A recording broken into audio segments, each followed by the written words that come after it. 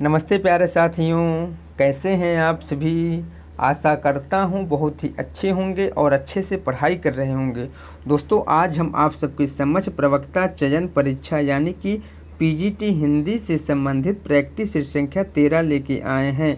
अभी तक हम लोगों ने इसके अंतर्गत कुल 12 प्रैक्टिस सेट देखे हैं, जिसका वीडियो आप मेरे यूट्यूब चैनल के प्लेलिस्ट से प्राप्त कर देख सकते हैं। इसके अलावा इन सब का पीडीएफ जो है आप मेरे टेलीग्राम चैनल या फिर व्हाट्सएप ग्रुप से प्राप्त कर सकते हैं। चलिए देर न करते हुए शुरू करते हैं क्वेश्चन नंबर 1 से।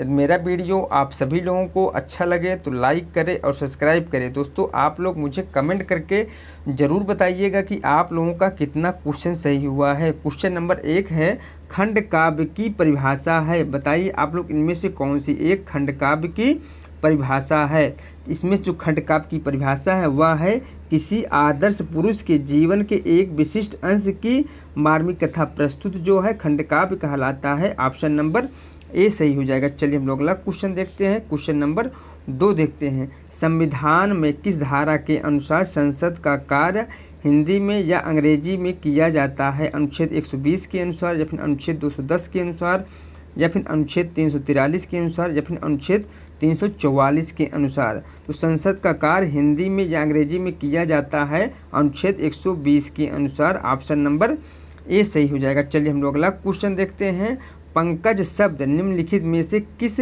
भेद के अंतर्गत आएगा। तो बताइए आप लोग, पंकज जो शब्द है यह कैसा शब्द है।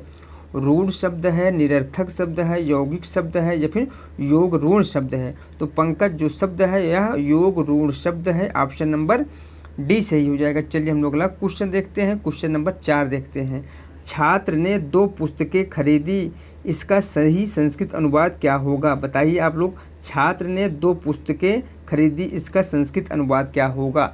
इसका जो संस्कृत अनुवाद होगा वह होगा छात्रा द्वय पुस्तकों क्रीता। ऑप्शन नंबर सी सही हो जाएगा। चलिए हम लोग अगला क्वेश्चन देखते हैं। क्वेश्चन नंबर 5 देखते हैं, यच धातो योगे केवलम कारकम उक्तम एकमेवम। अर्थात यच धातु के योग में कर्मक कारक का प्रयोग होता है। ऑप्शन नंबर डी सही हो जाएगा। चलिए हम लोग अगला क्वेश्चन देखते हैं। क्वेश्चन नंबर 6 देखते हैं, यतश्चत निर्धारणम किन विभक्तियों का विधायक है।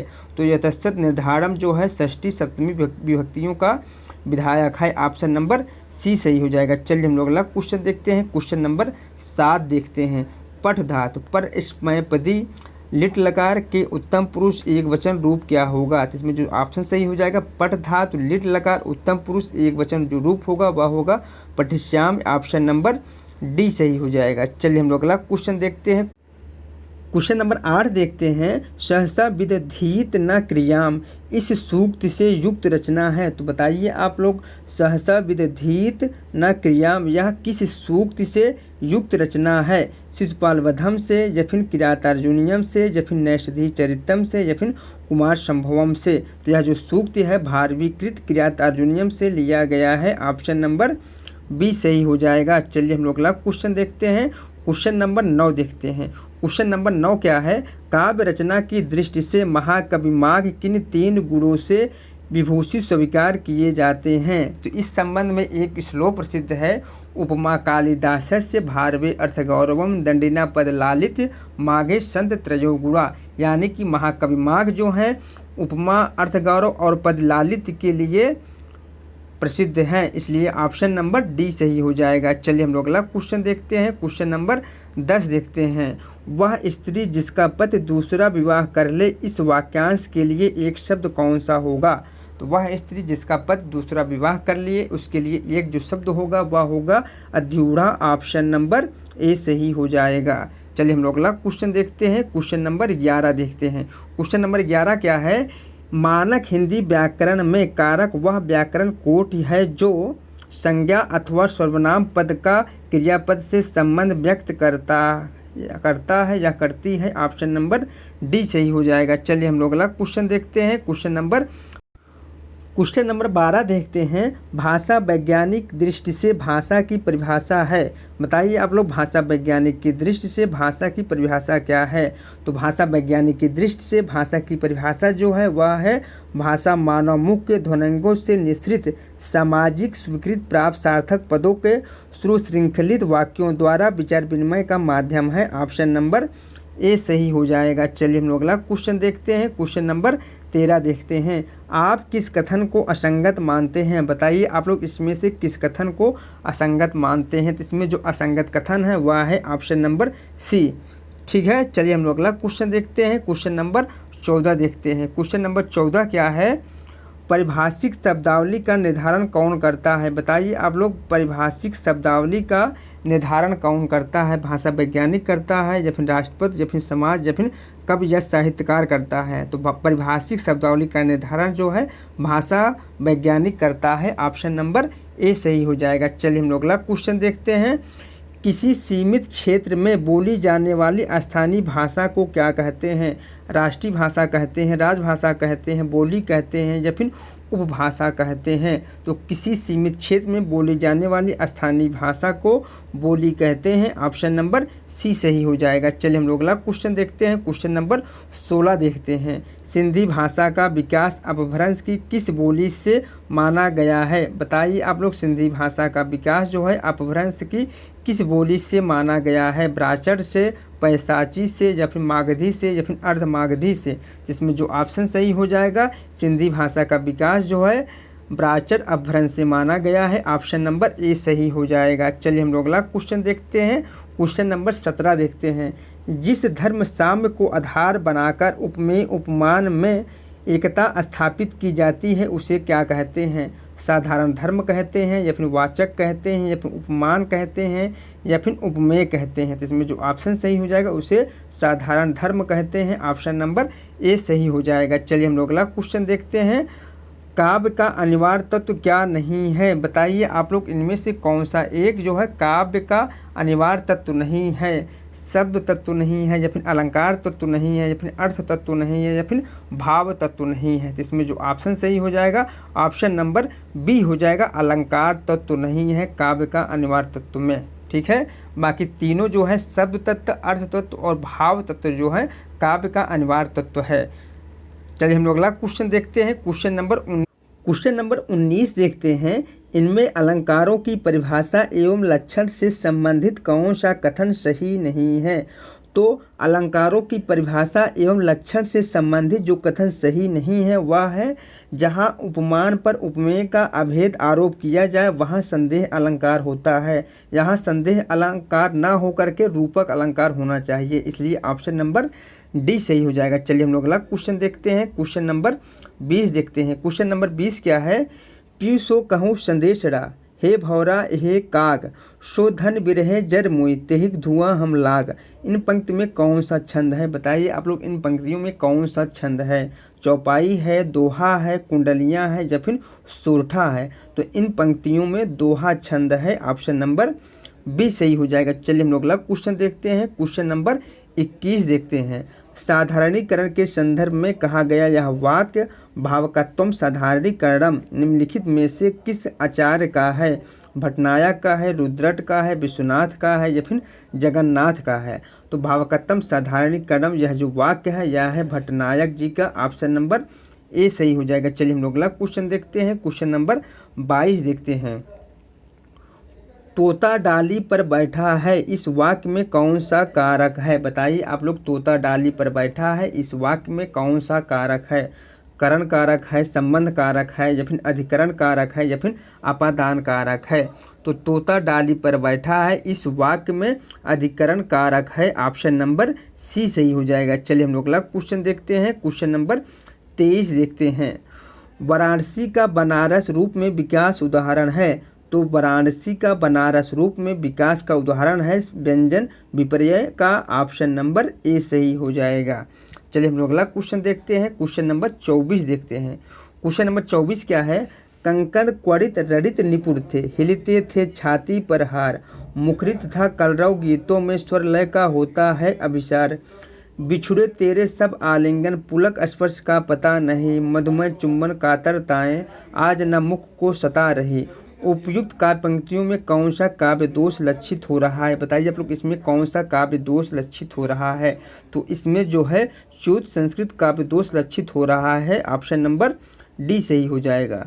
चलिए हम लोग अगला क्वेश्चन देखते हैं। क्वेश्चन नंबर क्वेश्चन नंबर 25 देखते हैं। जब वक्रोक्त वक्ता की कंठ ध्वनि पर आश्रित होती है तब उसे क्या कहा जाता है?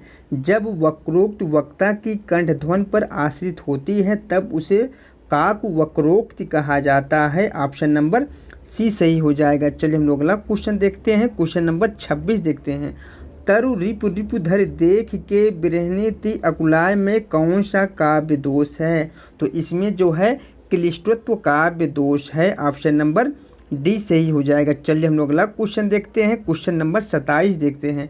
मैं तो गिरधर के घर जाऊं गिरधर मारो सांचो प्रीतम देखत रूप लुभाऊं इस पद में कौन सा काव्य गुण है? तो इस पद में जो है जो काव्य गुण है वह है माधुर्य काव्य गुण। ऑप्शन नंबर ए सही हो जाएगा। चलिए हम लोग अगला क्वेश्चन देखते हैं। क्वेश्चन नंबर 28 देखते हैं। व्यंग्य जीव है कवित्व में शब्द अर्थ गति अंग सोई उत्तम काव्य है वर्णय व्यंग्य प्रसंग उक्त कथन किस आचार्य का है? यह जो कथन है यह है प्रताप शाही जी का। ऑप्शन नंबर डी सही हो जाएगा। चलिए हम लोग अगला क्वेश्चन देखते हैं। क्वेश्चन नंबर 29 देखते हैं। ध्वनि सिद्धांत से संबंधित कौन सा कथन सही नहीं है उसे हमें बताना है। बताइए आप लोग इनमें से कौन सा एक सिद्धांत जो है ध्वनि सिद्धांत से संबंधित नहीं है? तो वह है ऑप्शन नंबर ए। चलिए हम लोग अगला क्वेश्चन देखते हैं। क्वेश्चन नंबर 30 देखते हैं। तद दोषो शब्दार्थो सगुणावलंकृत पुनः क्वाप यह काव्य लक्षण किस आचार्य द्वारा निरूपित है? पंडित राज जगन्नाथ द्वारा या फिर मम्मट द्वारा या फिर दंडी द्वारा या फिर महिम भट्ट द्वारा? उपयुक्त जो काव्य लक्षण है यह आचार्य मम्मट द्वारा निरूपित है। ऑप्शन नंबर बी सही हो जाएगा। चलिए हम लोग अगला क्वेश्चन देखते हैं। क्वेश्चन नंबर 31 देखते हैं। कविता मनुष्य को स्वार्थ संबंधों के संकुचित घेरे से ऊपर उठाती है यह कथन किसका है? आचार्य शुक्ल जी का है या फिर आचार्य हजारी प्रसाद जी का है या फिर श्याम सुंदर दास जी का है या फिर डॉक्टर नागेंद्र जी का है? तो उपयुक्त जो कथन है यह है आचार्य रामचंद्र शुक्ल जी का। ऑप्शन नंबर ए सही हो जाएगा। चलिए हम लोग अगला क्वेश्चन देखते हैं। क्वेश्चन नंबर 32 देखते हैं। क्वेश्चन नंबर 32 क्या है? हिंदी साहित्य सम्मेलन द्वारा प्रकाशित सम्मेलन पत्रिका के भारतेंदु अंक के इनमें से अतिथि संपादक कौन थे? डॉक्टर रामस्वरूप चतुर्वेदी थे या फिर सच्चिदानंद हीरानंद वात्स्यायन अज्ञे थे या फिर देवी दत्त शुक्ल थे या फिर सुमित्रा नंदन पंत थे? तो इसमें जो ऑप्शन सही हो जाएगा ऑप्शन नंबर बी हो जाएगा। सच्चिदानंद हीरानंद वात्स्यायन अज्ञे थे। ऑप्शन नंबर बी हो जाएगा। चलिए हम लोग अगला क्वेश्चन देखते हैं। क्वेश्चन नंबर 33 देखते हैं। जमाने में हम आत्मकथा के रचनाकार कौन है? मन्नू भंडारी हैं, कृष्णा सुबती हैं, निर्मला जैन है या फिर मैत्री पुष्पा है? तो जमाने में हम आत्मकथा के जो रचनाकार हैं वह है Nirmala Jain. Option number C सही हो जाएगा। चलिए हम लोग अगला क्वेश्चन देखते हैं। लगता नहीं है दिल मेरा किसकी आत्मकथा है? रामानाथ त्रिपाठी का है, कृष्णा अग्नोत्री का है या फिर रामदरस मिश्र का है या फिर मन्नू भंडारी का है? तो लगता नहीं है दिल मेरा जो है कृष्णा अग्नोत्री का आत्मकथा है। ऑप्शन नंबर बी सही हो जाएगा। चलिए हम लोग अगला क्वेश्चन देखते हैं। क्वेश्चन नंबर 35 देखते हैं। यात्रा साहित्य से संबद्ध निम्नलिखित रचनाओं को उनके लेखकों के साथ सुमेलित कीजिए। नीचे दिए गए कूट का प्रयोग करते हुए सही उत्तर को चुनिए। तो सूची 1 को सूची 2 के साथ मिलान करना है। चलिए हम लोग इसका मिलान कर लेते हैं। कितना अकेला आकाश किसकी रचना है? तो कितना अकेला आकाश जो है नरेश मेहता की रचना है। जहाँ फव्वारे लहू रोते हैं यह किसकी रचना है? तो यह जो है नासिरा शर्मा की रचना है। आंखों देखा पाकिस्तान किसकी रचना है? तो यह कमलेश्वर की रचना है। अंतहीन आकाश किसकी रचना है? तो यह विश्वनाथ प्रसाद तिवारी की रचना है। ठीक है, चलिए हम लोग अगला क्वेश्चन देखते हैं। इसमें जो ऑप्शन सही हो जाएगा ऑप्शन नंबर ए सही हो जाएगा। चलिए हम लोग अगला क्वेश्चन देखते हैं। क्वेश्चन नंबर 36 देखते हैं। क्वेश्चन नंबर 36 क्या है? लंका यात्रा का विवरण यात्रा वृत्तांत के लेखक कौन है? ठाकुर गदाधर सिंह है या फिर गोपाल राम गमरी हैं या फिर स्वामी सत्यदेव परिव्राजक हैं या फिर राहुल संकृतायन हैं? तो लंका यात्रा का विवरण यात्रा वृत्तांत के जो लेखक है वह है Gopal Ram Gahmari. Option number B सही हो जाएगा। चलिए हम लोग अगला क्वेश्चन देखते हैं। क्वेश्चन नंबर 37 देखते हैं। तंत्रालोक से यंत्रालोक तक किसका लिखा यात्रा वृत्तांत है? देवेंद्र सत्यार्थी का है या फिर राहुल संकृतायन का है या फिर निर्मल वर्मा का है या फिर डॉक्टर नागेंद्र का है?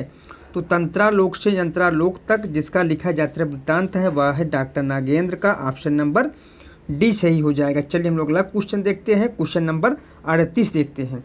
हिंदी में रिपोर्टाज लेखन प्रारंभ करने वाले विद्वान हैं शिवदान सिंह चौहान हैं, या फिर रंगे राघव हैं, या फिर प्रभाकर माचवे हैं, या फिर निर्मल वर्मा हैं।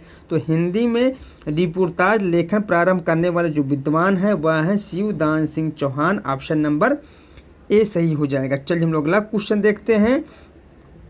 बाजे पायलिया के घुंघरू के लेखक कौन है? कन्हैया लाल मिश्र प्रभाकर हैं, या फिर कन्हैया लाल ओझा हैं, या फिर कन्हैया लाल मणिक लाल मुंशी हैं, या फिर सोहन लाल द्विवेदी हैं। तो बाजे पायलिया के घुंघरू के जो लेखक हैं वह हैं कन्हैया लाल मिश्र प्रभाकर। ऑप्शन नंबर ए सही हो जाएगा। चलिए हम लोग अगला क्वेश्चन देखते हैं। क्वेश्चन नंबर 40 देखते हैं। अमिट रेखाएं संस्मरण रेखा चित्रकार कौन है? विष्णु प्रभाकर हैं, सत्यवती मलिक हैं, या फिर देवेंद्र सत्यार्थी हैं, या फिर शिव पूजन सहाय हैं। तो इसमें जो सही ऑप्शन हो जाएगा अमिट रेखाएं जो है सत्यवती मलिक की रचना है। ऑप्शन नंबर बी सही हो जाएगा। चलिए हम लोग अगला क्वेश्चन क्वेश्चन नंबर 41 देखते हैं। अकाल पुरुष गांधी शीर्षक से महात्मा गांधी के जीवन के माध्यम से नए धर्म की अवधारणा को किस साहित्यकार ने साकार किया? विष्णु प्रभाकर ने, गिरिराज किशोर ने, या फिर रामविलास शर्मा ने, या फिर जैनेन्द्र कुमार ने। इसमें जो ऑप्शन सही हो जाएगा ऑप्शन नंबर डी हो जाएगा, जैनेन्द्र कुमार ने। चलिए हम लोग अगला क्वेश्चन देखते हैं। क्वेश्चन नंबर 42 देखते हैं। इनमें से कौन सी रचना आत्मकथा है? बताइए आप लोग, इनमें से कौन सी रचना आत्मकथा है? बचपन है, ठेले पर हिमालय है, या फिर निंदा रस है, या फिर आखिरी चट्टान है। इनमें से जो आत्मकथा है वह है बचपन। ऑप्शन नंबर ए सही हो जाएगा। ठेले पर हिमालय जो है धर्मवीर भारती की निबंध विधा की रचना है, जबकि निंदा रस जो है हरिशंकर परसाई की व्यंग्यात्मक निबंध है, जबकि आखिरी चट्टान जो है मोहन राकेश का यात्रा वृत्त विधा की रचना है। चलिए हम लोग अगला क्वेश्चन देखते हैं। क्वेश्चन नंबर 43 देखते हैं। छायावाद पर विचार करते हुए हिंदी के कई प्रतिष्ठित आलोचक निर्देश देते हैं कि हिंदी में छायावाद बांग्ला साहित्य के अनुकरण पर आया। इस संदर्भ में कौन सा विकल्प सही है उसे हमें बताना है। तो इस संदर्भ में जो विकल्प सही है वह है ऑप्शन नंबर डी। बांग्ला साहित्य में छायावाद युग नाम का कोई युग हुआ ही नहीं। अपनी आधारहीन कल्पना पर ही हिंदी आलोचक ऐसा मत प्रचारित करते रहे। चलिए हम लोग अगला क्वेश्चन देखते हैं। क्वेश्चन नंबर 44 देखते हैं। क्वेश्चन नंबर 44 क्या है? रोमांटिसिज्म के लिए हिंदी में स्वच्छंदतावाद का प्रयोग सर्वप्रथम किसने किया? भारतेंदु हरिश्चंद्र ने किया, या फिर महावीर प्रसाद द्विवेदी जी ने, या फिर रामचंद्र शुक्ल जी ने, या फिर सुमित्रा नंदन पंत जी ने। इसमें जो ऑप्शन सही हो जाएगा ऑप्शन नंबर सी हो जाएगा, आचार्य रामचंद्र शुक्ल जी ने। चलिए हम लोग अगला क्वेश्चन देखते हैं। क्वेश्चन नंबर 45 देखते हैं। कवि कर्म और काव्य भाषा किस आलोचक की समीक्षाकृत है? मलयज की है, रामस्वरूप चतुर्वेदी की है, या फिर परमानंद श्रीवास्तव की है, या फिर प्रभाकर क्षेत्री की है। तो कवि कर्म और काव्य भाषा परमानंद श्रीवास्तव की आलोचनात्मक समीक्षा कृति है, इसलिए ऑप्शन नंबर सी सही हो जाएगा। चलिए हम लोग अगला क्वेश्चन देखते हैं। क्वेश्चन नंबर 46 देखते हैं। आचार्य रामचंद्र शुक्ल की समीक्षा पद्धति से संबंधित कौन सा कथन गलत है? आचार्य रामचंद्र शुक्ल की समीक्षा पद्धति से संबंधित जो कथन गलत है वह है ऑप्शन नंबर सी हो जाएगा इसमें। चलिए हम लोग अगला क्वेश्चन देखते हैं। क्वेश्चन नंबर 47 देखते हैं। रचना यदि जीवन के अर्थ का विस्तार करती है तो आलोचना रचना के अर्थ का यह कथन इनमें से किस आलोचक का है? रामचंद्र शुक्ल का है, हजारी प्रसाद द्विवेदी का है, या फिर राम स्वरूप चतुर्वेदी का है, या फिर मैथ्यू अर्नाल्ड का है। तो उपयुक्त जो कथन है या जिस आलोचक का है वह है राम स्वरूप चतुर्वेदी का। ऑप्शन नंबर सी सही हो जाएगा। चलिए हम लोग अगला क्वेश्चन देखते हैं। कविता तो कवि की आत्मा का आलोक है, उसके हृदय का रस है, जो बाहर की वस्तु का अवलंब लेकर फूट पड़ती है। यह कथन किसका है? जयशंकर प्रसाद का है, नरेश मेहता का है, रामधारी सिंह दिनकर का है, या फिर कुंवर नारायण का है। यह जो कथन है यह है रामधारी सिंह दिनकर का। ऑप्शन नंबर सी सही हो जाएगा। चलिए हम लोग अगला क्वेश्चन देखते हैं। क्वेश्चन नंबर 49 देखते हैं। बर्बरता की पहली सीढ़ी से सभ्यता की अंतिम सीढ़ी तक युद्ध मनुष्य जाति का साथ देता है। यह कथन किस निबंध से उद्धृत है? उत्साह से, युद्ध और नारी से, जीवन का व्यवसाय से, या फिर मजदूरी और प्रेम से। तो यह जो कथन है जिस निबंध से उद्धृत है वह है युद्ध और नारी। ऑप्शन नंबर बी सही हो जाएगा। युद्ध और नारी किसका निबंध है? तो यह है महादेवी वर्मा का। चलिए हम लोग अगला क्वेश्चन देखते हैं। क्वेश्चन नंबर 50 देखते हैं। पृथ्वीराज किसके प्रति अनुरक्त था? तो पृथ्वीराज जो है संयोगिता के प्रति अनुरक्त था। ऑप्शन नंबर सी सही हो जाएगा। चलिए हम लोग अगला क्वेश्चन देखते हैं। क्वेश्चन नंबर 51 देखते हैं। महाराष्ट्र के भक्तों में किनका नाम सबसे पहले आता है? सूरदास का आता है, तुलसीदास का आता है, मीराबाई का आता है या फिर नामदेव का आता है? तो महाराष्ट्र के भक्तों में नामदेव का नाम जो है सबसे पहले आता है। ऑप्शन नंबर डी सही हो जाएगा। चलिए हम लोग अगला क्वेश्चन देखते हैं। प्रेमचंद की निम्नलिखित में से किस कहानी को उत्तर आधुनिक विमर्शों में से एक वृद्धावस्था विमर्श के अंतर्गत रखा जा सकता है? तो वह कहानी जो है वह है बूढ़ी काकी। ऑप्शन नंबर ए सही हो जाएगा। चलिए हम लोग अगला क्वेश्चन देखते हैं। क्वेश्चन नंबर 53 देखते हैं। प्रेमचंद द्वारा उर्दू भाषा में लिखा गया उपन्यास बाजारे हुस्न का हिंदी रूपांतरण है? कायाकल्प है, सेवा सदन है, गबन है या फिर रंगभूमि है? तो बाजारे हुस्न का हिंदी जो रूपांतरण है वह है सेवा सदन। ऑप्शन नंबर बी सही हो जाएगा। चलिए हम लोग अगला क्वेश्चन देखते हैं। सुचारिता का संबंध किस उपन्यास से है? शेखर एक जीवनी से है, बाण भट्ट की आत्मकथा से है, पहला गिरमिटिया से है या फिर राग दरबारी से है? तो सुचारिता का संबंध जिस उपन्यास से है वह है बाण भट्ट की आत्मकथा। ऑप्शन नंबर बी सही हो जाएगा। दोस्तों आप लोग मुझे कमेंट करके बताइएगा कि बाण भट्ट की आत्मकथा जो उपन्यास है यह किसका है। चलिए हम लोग अगला क्वेश्चन देखते हैं। क्वेश्चन नंबर 55 देखते हैं। मुन्नी मोबाइल किसका उपन्यास है? बताइए आप लोग मुन्नी मोबाइल किसका उपन्यास है? मुन्नी मोबाइल जो उपन्यास है यह है प्रदीप सौरभ का। ऑप्शन नंबर ए सही हो जाएगा। चलिए हम लोग अगला क्वेश्चन देखते हैं। क्वेश्चन नंबर 56 देखते हैं। शिवपालगंज किस उपन्यास से संबंधित है? विश्रामपुर का संत से या फिर राग दरबारी से या फिर आधा गांव से या फिर मैला आंचल से? तो शिवपालगंज जिस उपन्यास से संबंधित है वह है राग दरबारी से। ऑप्शन नंबर बी सही हो जाएगा। चलिए हम लोग अगला क्वेश्चन देखते हैं। क्वेश्चन नंबर 57 देखते हैं। शेष कादम्बरी उपन्यास की लेखिका कौन है? बताइए आप लोग शेष कादम्बरी उपन्यास की लेखिका कौन है? मृदुला गर्ग हैं, उषा प्रेमवदा हैं या फिर मन्नू भंडारी हैं या फिर अलका सरावगी हैं? तो शेष कादम्बरी उपन्यास की जो लेखिका हैं वह है Alka Saraogi. Option number D सही हो जाएगा। चलिए हम लोग अगला क्वेश्चन देखते हैं। क्वेश्चन नंबर 58 देखते हैं। क्वेश्चन नंबर 58 क्या है? गली आगे मूर्ति है के लेखक कौन है? नामवर सिंह हैं, शिव प्रसाद सिंह हैं या फिर अज्ञेय हैं या फिर मोहन राकेश हैं? तो गली आगे मूर्ति है के जो लेखक हैं वह हैं Shiv Prasad Singh. Option number B सही हो जाएगा। चलिए हम लोग अगला क्वेश्चन नंबर 59 देखते हैं। अफ्रीका में रंग भेद तथा उपनिवेशवादियों की स्थानीय और भारतीय मूल के निवासियों के प्रति घृणा और क्रूरता का मार्मिक चित्रण किस उपन्यास में किया गया है? पहला गिरमिटिया उपन्यास में या फिर जुगलबंदी में या फिर परिशिष्ट में या फिर तीसरी सत्ता में? तो इसमें जो ऑप्शन सही हो जाएगा पहला गिरमिटिया उपन्यास में किया गया है। ऑप्शन नंबर ए सही हो जाएगा। पहला गिरमिटिया उपन्यास की जो रचनाकार हैं वह हैं गिरिराज किशोर। चलिए हम लोग अगला क्वेश्चन देखते हैं। क्वेश्चन नंबर 60 देखते हैं। प्रेमचंद शताब्दियों से पद दलित, अपमानित और उपेक्षित कृषकों की आवाज़ थे। प्रेमचंद के संबंध में उक्त कथन किसका है? आचार्य रामचंद्र शुक्ल का है या फिर डॉक्टर रामविलास शर्मा का है या फिर आचार्य हजारी प्रसाद द्विवेदी जी का है या फिर डॉक्टर नागेंद्र का है? तो प्रेमचंद के संबंध में उक्त कथन जो है आचार्य हजारी प्रसाद द्विवेदी जी का है। ऑप्शन नंबर सी सही हो जाएगा। चलिए हम लोग अगला क्वेश्चन देखते हैं। क्वेश्चन नंबर 61 देखते हैं। महत्वाकांक्षा का मोती निष्ठुरता की सीपी में पलता है, यह प्रसाद के किस नाटक का कथन है? स्कंदगुप्त का है या फिर चंद्रगुप्त का है या फिर अजातशत्रु का है या फिर जनमेजय का नागयज्ञ का है? तो इसमें जो ऑप्शन सही हो जाएगा चंद्रगुप्त का है। ऑप्शन नंबर बी सही हो जाएगा। चलिए हम लोग अगला क्वेश्चन देखते हैं। क्वेश्चन नंबर 62 देखते हैं। यह रक्तपात कब तक समाप्त होना है? दोनों पक्षों को खोना ही खोना है। उपयुक्त पंक्ति किस रचना में है? सात गीत वर्ष में है, अंधेरे में है या फिर अंधा युग में है या फिर कुरुक्षेत्र में है? तो इसमें जो ऑप्शन सही हो जाएगा उपयुक्त जो पंक्तियां हैं यह धर्मवीर भारती कृत प्रसिद्ध गीत नाट्य अंधा युग की पंक्तियां हैं, ऑप्शन नंबर सी सही हो जाएगा। चलिए हम लोग अगला क्वेश्चन देखते हैं, क्वेश्चन नंबर 63 देखते हैं।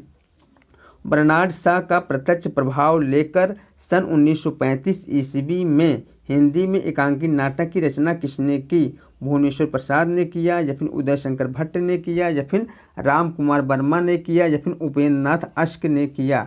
तो बर्नार्ड शॉ का प्रत्यक्ष प्रभाव लेकर सन 1935 ईस्वी में हिंदी एकांकी की रचना जो है भुवनेश्वर प्रसाद जी ने किया, ऑप्शन नंबर ए सही हो जाएगा। चलिए हम लोग अगला क्वेश्चन नंबर 64 देखते हैं कि मैं इस घर से ही अपने अंदर कुछ ऐसी चीज लेकर गई हूँ जो किसी भी स्थिति में मुझे स्वाभाविक नहीं रहने देती। आधे अधूरे नाटक के प्रस्तुत संवाद का संबंध किस पात्र से है? तो आधे अधूरे नाटक के प्रस्तुत संवाद का संबंध जो है बड़ी लड़की से है, ऑप्शन नंबर ए सही हो जाएगा। चलिए हम लोग अगला क्वेश्चन देखते हैं, क्वेश्चन नंबर 65 देखते हैं। क्वेश्चन नंबर 65 क्या है? निम्नलिखित में कौन पारसी नाटककार नहीं है? बताइए आप लोग इनमें से कौन एक पारसी नाटककार नहीं है? तो पारसी नाटककार जो नहीं है वह है Vipin Kumar Agarwal, option number C सही हो जाएगा। विपिन कुमार अग्रवाल जो हैं विसंगत बोध के नाटककार हैं। चलिए हम लोग अगला क्वेश्चन देखते हैं, क्वेश्चन नंबर 66 देखते हैं। अंधा युग उद्धृत प्रस्तुत कथन किस पात्र का है? मेरी ममता ही वहाँ नीति थी, मर्यादा थी। गंधारी का है, अश्वत्थामा का है, धृतराष्ट्र का है, या फिर संजय का है? तो अंधा युग उद्धृत जो प्रस्तुत कथन है यह है धृतराष्ट्र का, ऑप्शन नंबर सी सही हो जाएगा। चलिए हम लोग अगला क्वेश्चन देखते हैं, क्वेश्चन नंबर 67 देखते हैं। क्वेश्चन नंबर 67 क्या है? चंद्रगुप्त नाटक का कौन सा नारी पात्र चंद्रगुप्त के साथ प्रेम भाव नहीं रखती थी? सुवासिनी थी, कल्याणी थी, कर्नेलिया थी, या फिर मालविका थी? तो कल्याणी, कर्नेलिया और मालविका जो है चंद्रगुप्त से प्रेम भाव रखती थी, जबकि सुवासिनी जो है चंद्रगुप्त से प्रेम भाव नहीं रखती थी, ऑप्शन नंबर ए सही हो जाएगा। सुवासिनी जो है शकटार से प्रेम भाव का रखती थी। चलिए हम लोग अगला क्वेश्चन देखते हैं, क्वेश्चन नंबर 68 देखते हैं। क्वेश्चन नंबर 68 क्या है? अपने कुकर्मों का फल चखने में कड़वा परंतु परिणाम में मधुर होता है, यह कथन किसका है? स्कंदगुप्त का है, प्रख्यात कीर्ति का है, मातृगुप्त का है, या फिर भट्टार का है? तो यह उपयुक्त जो कथन है यह है भट्टार का, ऑप्शन नंबर डी सही हो जाएगा। चलिए हम लोग अगला क्वेश्चन देखते हैं। चंद्रावली नाटिका के रचयिता कौन है? बताइए आप लोग चंद्रावली नाटिका के रचनाकार कौन है? जयशंकर प्रसाद हैं, धर्मवीर भारती हैं, भारतेंदु हरिश्चंद्र हैं, या फिर हरिकृष्ण भारती हैं? तो चंद्रावली नाटिका के जो रचनाकार हैं वह है Bharatendu Harishchandra, option number C सही हो जाएगा। चलिए हम लोग अगला क्वेश्चन देखते हैं, क्वेश्चन नंबर 70 देखते हैं। नाटक का अभिनय रंगमंच के जिस अगले स्थान पर होता है उसका नाम क्या है? रंगपीठ है, रंगशीर्ष है, नेपथ्य है, या फिर रंगस्थल है? नाटक का अभिनय रंगमंच के जिस अगले स्थान पर होता है उसका नाम है रंगशीर्ष, ऑप्शन नंबर बी सही हो जाएगा। चलिए हम लोग अगला क्वेश्चन देखते हैं। रेडियो नाटककार के रूप में कौन सा लेखक अधिक प्रसिद्ध है? चिरंजीत हैं, या फिर मोहन राकेश, या फिर जयशंकर प्रसाद, या फिर सेठ गोविंदास? तो रेडियो नाटककार के रूप में जो लेखक अधिक प्रसिद्ध है उसका नाम है चिरंजीत, ऑप्शन नंबर ए सही हो जाएगा। चलिए हम लोग अगला क्वेश्चन देखते हैं। उत्तरायण किसकी कृति है? हजारी प्रसाद द्विवेदी की है, रामचंद्र शुक्ल की है, या फिर गणपत चंद्रगुप्त की है, या फिर राम कुमार वर्मा की है? तो उत्तरायण जो रचना है यह है राम कुमार वर्मा का, ऑप्शन नंबर डी सही हो जाएगा। चलिए हम लोग अगला क्वेश्चन देखते हैं। पंडित जवाहरलाल नेहरू और ब्रह्मावर्त के पितु के बीच विलक्षण साम्य किस नाटक में है? कोणार्क नाटक में, या फिर शारदीय नाटक में, या फिर भारत दुर्दशा नाटक में, या फिर पहला राजा नाटक में? तो इसमें जो ऑप्शन सही हो जाएगा पहला राजा नाटक में, ऑप्शन नंबर डी सही हो जाएगा। पहला राजा नाटक के जो नाटककार हैं वह हैं जगदीश चंद्र माथुर। चलिए हम लोग अगला क्वेश्चन देखते हैं, क्वेश्चन नंबर 74 देखते हैं। भारत में सबसे पहला पश्चिमी रंगमंच की स्थापना डैश में हुई थी? मुंबई में, उज्जैन में, बंगाल में, या फिर कर्नाटक में? तो भारत में सबसे पहला पश्चिमी रंगमंच की स्थापना जो है बंगाल में हुआ था, ऑप्शन नंबर सी सही हो जाएगा। चलिए हम लोग अगला क्वेश्चन देखते हैं, क्वेश्चन नंबर 75 देखते हैं। बाबू तोताराम ने जोसेफ एडिसन के नाटक कैटो का अनुवाद किस नाम से किया?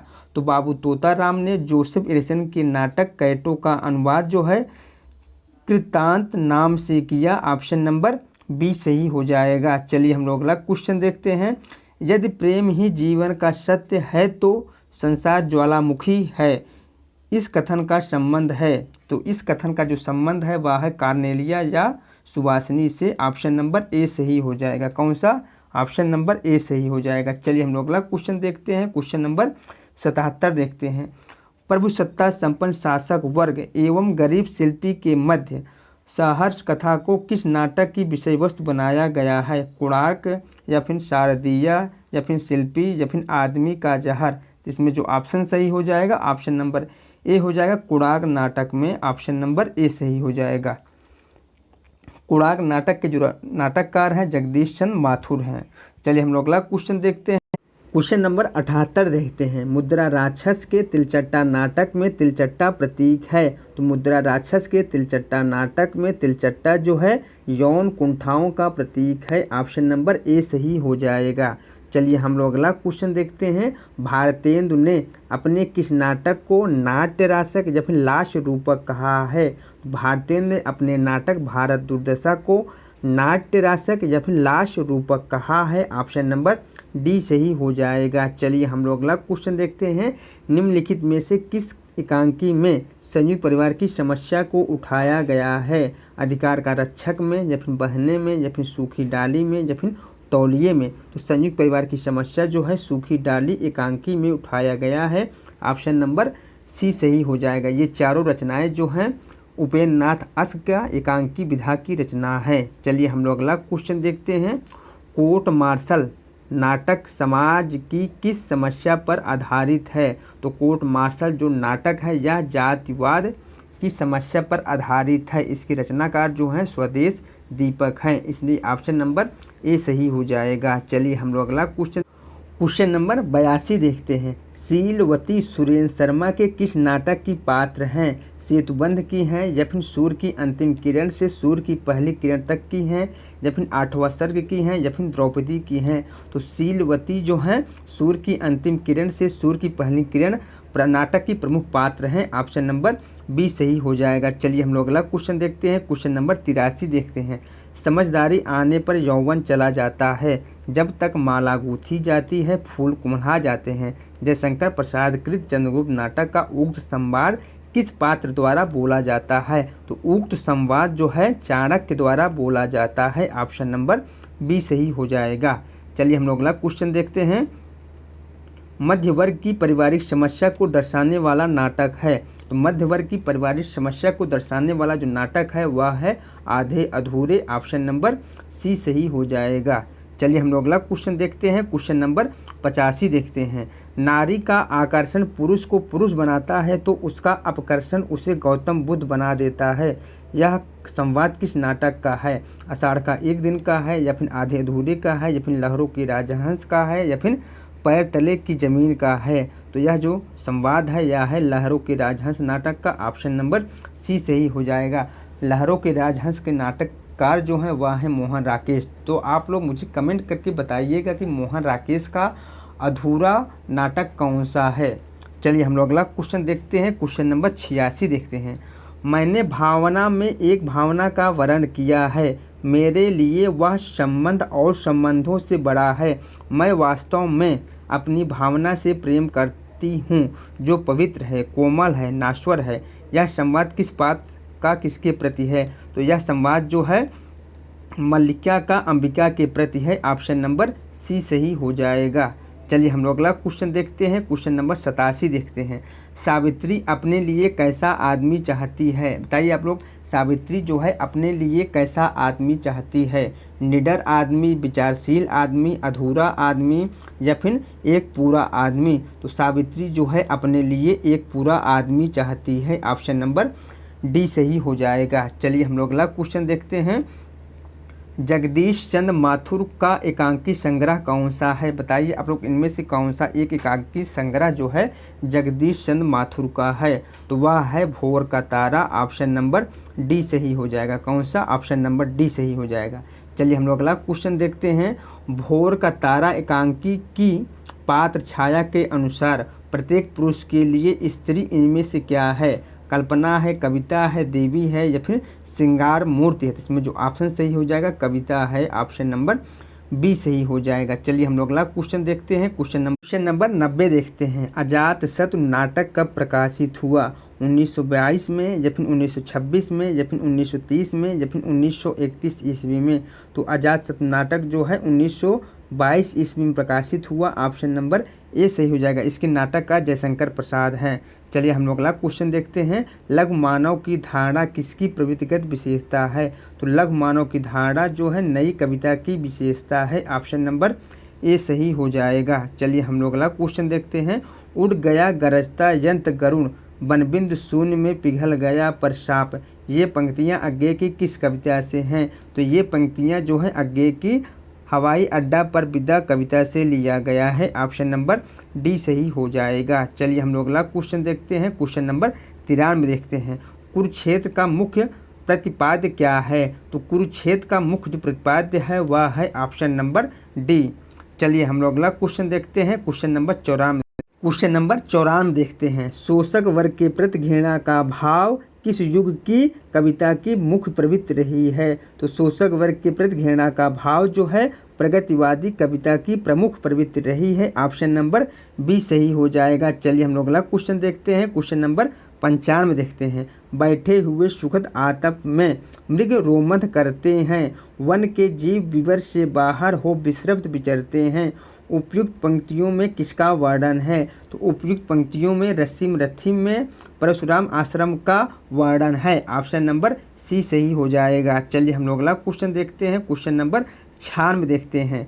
विद्यापति किसके आश्रित कवि थे? तो विद्यापति जो है शिव सिंह के आश्रित कवि थे, ऑप्शन नंबर सी सही हो जाएगा। चलिए हम लोग अगला क्वेश्चन देखते हैं। प्रसादकृत प्रलय की छाया की विषय वस्तु के केंद्र में है, महाराणा प्रताप का पराभाव या फिर पद्मिनी का अग्निदाह या फिर जल प्रलय या फिर रानी कमलावती का पश्चाताप? तो प्रसादकृत प्रलय की छाया की विषय वस्तु का जो केंद्र रहा है वह रहा है रानी कमलावती का पश्चाताप, ऑप्शन नंबर डी सही हो जाएगा। चलिए हम लोग अगला क्वेश्चन नंबर 98 देखते हैं। धिक जीवन जो पाता ही आया है विरोध पंक्ति में किसके जीवन सत्य की अभिव्यक्ति मिलती है? सूर्यकांत त्रिपाठी निराला के या फिर हनुमान के या फिर विभीषण के या फिर लक्ष्मण के? तो इसमें जो ऑप्शन सही हो जाएगा सूर्यकांत त्रिपाठी निराला के जीवन के सत्य की अभिव्यक्ति मिलती है, ऑप्शन नंबर ए सही हो जाएगा। चलिए हम लोग अगला क्वेश्चन देखते हैं। कमायनी के संदर्भ में असत्य कथन को चिन्हित करना है, तो इसमें एक कथन जो है कमायनी के संदर्भ में असत्य है वह है ऑप्शन नंबर सी। बाकी तीनों जो कथन हैं कमायनी के संदर्भ में सही हैं, इसलिए ऑप्शन नंबर इसमें सी सही हो जाएगा। चलिए हम लोग अगला क्वेश्चन देखते हैं। क्वेश्चन नंबर 100 देखते हैं। प्रथम रश्मि का आना रंगड़ी तूने कैसे पहचाना पंक्ति किसके द्वारा लिखित है? जयशंकर प्रसाद के या फिर सुमित्रा नंदन पंत के या फिर महादेवी वर्मा के या फिर सूर्यकांत त्रिपाठी निराला के? तो उपयुक्त पंक्ति जो है सुमित्रा नंदन पंत के द्वारा लिखा गया है, ऑप्शन नंबर बी सही हो जाएगा। चलिए हम लोग अगला क्वेश्चन देखते हैं। क्वेश्चन नंबर 101 देखते हैं। इनमें से कौन सा कवि अपने रचनाकाल के अंतिम दौर में प्रगतिवाद के भौतिक दर्शन के साथ साथ अरविंद दर्शन से प्रभावित हुआ? जयशंकर प्रसाद, सुमित्रा नंदन पंत या फिर सूर्यकांत त्रिपाठी निराला या फिर रामधारी सिंह दिनकर? तो इसमें जो ऑप्शन सही हो जाएगा ऑप्शन नंबर बी हो जाएगा, सूर्यकांत त्रिपाठी निराला ना होकर के सुमित्रा नंदन पंत इसमें सही ऑप्शन होगा। चलिए हम लोग अगला क्वेश्चन देखते हैं। क्वेश्चन नंबर 102 देखते हैं। द्विवेदी युग का वह कौन सा कवि है जिसने सारी रचनाएं ब्रजभाषा में की हैं? जगन्नाथ दास रत्नाकर ने या फिर गजा प्रसाद शुक्ल स्नेही ने या फिर माखनलाल चतुर्वेदी ने या फिर बालकृष्ण शर्मा नवीन ने? तो जगन्नाथ प्रसाद रत्नाकर ने ब्रजभाषा में सभी रचनाएं अपनी की हुई हैं, इसलिए ऑप्शन नंबर ए सही हो जाएगा। चलिए हम लोग अगला क्वेश्चन देखते हैं। क्वेश्चन नंबर 103 देखते हैं। किस साहित्यकार ने राष्ट्र या मातृभूमि को सगुण मूर्ति सर्वेश की कहकर इसकी वंदना की है? मैथिली शरण गुप्त ने या फिर माखनलाल चतुर्वेदी ने या फिर रामधारी सिंह दिनकर ने या फिर हरिऔध ने? तो इसमें जो ऑप्शन सही हो जाएगा मैथिली शरण गुप्त ने, ऑप्शन नंबर ए सही हो जाएगा। चलिए हम लोग अगला क्वेश्चन देखते हैं। क्वेश्चन नंबर 104 देखते हैं। कविता प्रभावशाली रचना है जो पाठक या श्रोता के मन पर आनंदमय प्रभाव डालती है। काव्य के संबंध में यह विचार किसके हैं? आचार्य महावीर प्रसाद द्विवेदी के हैं, या फिर आचार्य रामचंद्र शुक्ल के हैं, या फिर जयशंकर प्रसाद के हैं, या फिर महादेवी वर्मा के हैं। तो इसमें जो ऑप्शन सही हो जाएगा आचार्य महावीर प्रसाद द्विवेदी के हैं, ऑप्शन नंबर ए सही हो जाएगा। चलिए हम लोग अगला क्वेश्चन देखते हैं। क्वेश्चन नंबर 105 देखते हैं। आत्माराम के छद्म नाम से आचार्य महावीर प्रसाद द्विवेदी की आलोचना किसने की है? तो आत्माराम के छद्म नाम से आचार्य महावीर प्रसाद द्विवेदी की आलोचना जो है बाबू बाल मुकुंद गुप्त जी ने किया है, ऑप्शन नंबर बी सही हो जाएगा। चलिए हम लोग अगला क्वेश्चन देखते हैं। क्वेश्चन नंबर 106 देखते हैं। रीत काल के सर्वांग निरूपण कवि वे हैं जिन्होंने काव्य के समस्त अंगों का विवेचन अपने ग्रंथों में किया है, अतः निम्नलिखित में से रीत काल का वह कौन सा ऐसा कवि नहीं है जिसकी गणना सर्वांग निरूपण कवियों में की जाती है?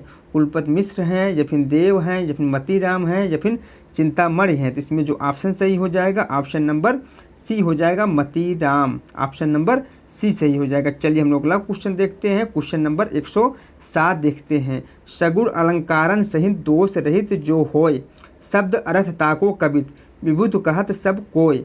काव्य विषयक यह परिभाषा इनमें से किस आचार्य की है? तो बताइए आप लोग, काव्य विषयक यह परिभाषा जो है किस आचार्य की है? तो वह है चिंतामणि का, ऑप्शन नंबर ए सही हो जाएगा। कौन सा? ऑप्शन नंबर ए सही हो जाएगा। चलिए हम लोग अगला क्वेश्चन देखते हैं। क्वेश्चन नंबर 108 देखते हैं। इनकी सी विशुद्ध सरस एवं शक्तिशाली ब्रजभाषा लिखने में और कोई कवि सामर्थ्य नहीं हुआ। आचार्य शुक्ल ने किस कवि के बारे में यह टिप्पणी की है? देव कवि के बारे में, ठाकुर कवि के बारे में, घनानंद के बारे में, या फिर इनमें से कोई नहीं? या इसमें से आचार्य शुक्ल जी ने जिस कवि के बारे में यह टिप्पणी की हुई है वह है घनानंद, ऑप्शन नंबर सी सही हो जाएगा। चलिए हम लोग अगला क्वेश्चन देखते हैं। क्वेश्चन नंबर 109 देखते हैं। सुजान की उपेक्षा से विराग उत्पन्न होने के बाद रीतकालीन कवि घनानंद वृंदावन जाकर किस संप्रदाय में वैष्णव हो गए? वल्लभ संप्रदाय के, या फिर निम्बार्क संप्रदाय के, या फिर सखी संप्रदाय के, या फिर राधा वल्लभ संप्रदाय के? तो इसमें जो ऑप्शन सही हो जाएगा निम्बार्क संप्रदाय के, ऑप्शन नंबर बी सही हो जाएगा। चलिए हम लोग अगला क्वेश्चन देखते हैं। क्वेश्चन नंबर 110 देखते हैं। इनमें से रीतकालीन कवि आपस में भाई माने जाते हैं। बताइए आप लोग, इनमें से कौन से ऐसे कवि हैं जो आपस में भाई माने जाते हैं? तो वे हैं चिंतामणि, भूषण और मतीराम। ये तीनों जो हैं आपस में भाई थे। चलिए हम लोग अगला क्वेश्चन देखते हैं। क्वेश्चन नंबर 111 देखते हैं।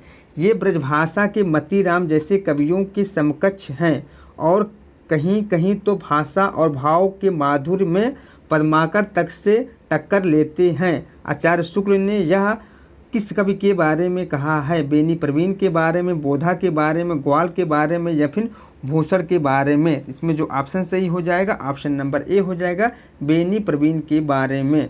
चलिए हम लोग अगला क्वेश्चन देखते हैं। क्वेश्चन नंबर 112 देखते हैं। राधा कृष्ण के प्रेम को लेकर कृष्ण भक्त की जो काव्य धारा चली उसमें लीला पक्ष अर्थात भयार्थ विधान की प्रधानता रही है। यह कथन हिंदी साहित्य के किस इतिहासकार की है? आचार्य हजारी प्रसाद द्विवेदी की, या फिर डॉक्टर गणपत चंद्र गुप्त की, या फिर आचार्य रामचंद्र शुक्ल की, या फिर आचार्य विश्वनाथ प्रसाद मिश्र की? तो उपयुक्त कथन जो है आचार्य रामचंद्र शुक्ल का है, ऑप्शन नंबर सी सही हो जाएगा। चलिए हम लोग अगला क्वेश्चन देखते हैं। क्वेश्चन नंबर 113 देखते हैं।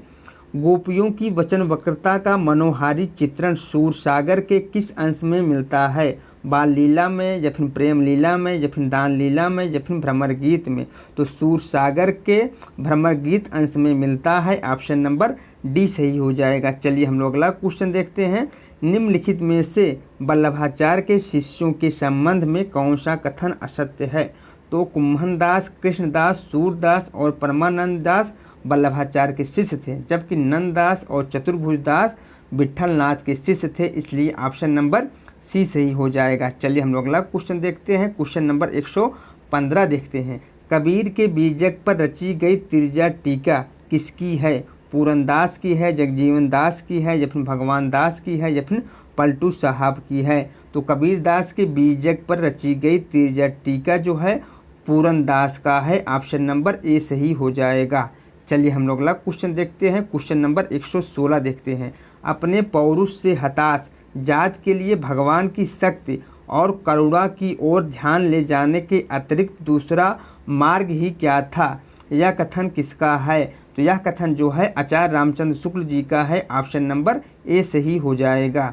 चलिए हम लोग अगला क्वेश्चन देखते हैं। क्वेश्चन नंबर 117 देखते हैं। प्राकृतिक पेंगलम के रचयिता कौन है? तो प्राकृतिक पेंगलम की जो रचनाकार हैं वह है बंशीधर। ऑप्शन नंबर सी सही हो जाएगा। चलिए हम लोग अगला क्वेश्चन देखते हैं। क्वेश्चन नंबर 118 देखते हैं। अपभ्रंश के जो नमूने हमें पद्यों में मिलते हैं वे उस काव्य भाषा के हैं जो पुरानेपन के कारण बोलने की भाषा से कुछ अलग बहुत दिनों तक आदिकाल के अंत क्या उसके कुछ पीछे तक पोथियों में चलती रही। उपयुक्त कथन किसका है? राहुल संकृतायन का है, रामचंद्र शुक्ल का है, हजारी प्रसाद द्विवेदी का है या फिर नामवर सिंह का है? तो उपयुक्त जो कथन है वह है रामचंद्र शुक्ल जी का। ऑप्शन नंबर बी सही हो जाएगा। चलिए हम लोग अगला क्वेश्चन देखते हैं। क्वेश्चन नंबर 119 देखते हैं। बौद्ध धर्म के सिद्धांतों में देश की बदलती हुई परिस्थितियों ने जिन नवीन भावनाओं की सृष्टि की उन्हीं के परिणाम स्वरूप सिद्ध साहित्य की रूपरेखा तैयार हुई। सिद्ध साहित्य के प्रादुर्भाव विषयक यह कथन इनमें से किसका है? राम कुमार वर्मा का है, धीरेन्द्र वर्मा का है, गणपत चंद्र गुप्त का है या फिर मिश्र बंधुओं का है? तो उपयुक्त कथन जो है राम कुमार वर्मा का है। ऑप्शन नंबर ए सही हो जाएगा। चलिए हम लोग अगला क्वेश्चन देखते हैं। क्वेश्चन नंबर 120 देखते हैं। बीसल देव रासो की नायिका का क्या नाम था? तो बीसल देव रासो की जो नायिका है वह है राजमती। ऑप्शन नंबर डी सही हो जाएगा। चलिए हम लोग अगला क्वेश्चन देखते हैं। क्वेश्चन नंबर 119 देखते हैं। कौन मिश्र बंधुओं में नहीं है? इनमें से कौन एक लेखक जो है मिश्र बंधुओं में नहीं है? तो मिश्र बंधुओं के अंतर्गत गणेश बिहारी, श्याम बिहारी, सुखदेव बिहारी, जबकि कृष्ण बिहारी जो मिश्र बंधुओं के अंतर्गत नहीं आते हैं, इसलिए ऑप्शन नंबर सी सही हो जाएगा। चलिए हम लोग अगला क्वेश्चन देखते हैं। क्वेश्चन नंबर 122 देखते हैं। यद्यपि मैं खुद उर्दू का बड़ा पक्षपाती हूँ लेकिन मेरे विचार में हिंदी को विभाषा या बोली कहना उचित नहीं। किसका कथन है? शिव प्रसाद सितारे हिंद का है या फिर गारसा दत्तासी का है या फिर जॉर्ज गियर्सन का है या फिर राजा लक्ष्मण सिंह का है? तो उपयुक्त जो कथन है यह है गारसा दत्तासी का। ऑप्शन नंबर बी सही हो जाएगा। चलिए हम लोग अगला क्वेश्चन देखते हैं। क्वेश्चन नंबर 123 देखते हैं।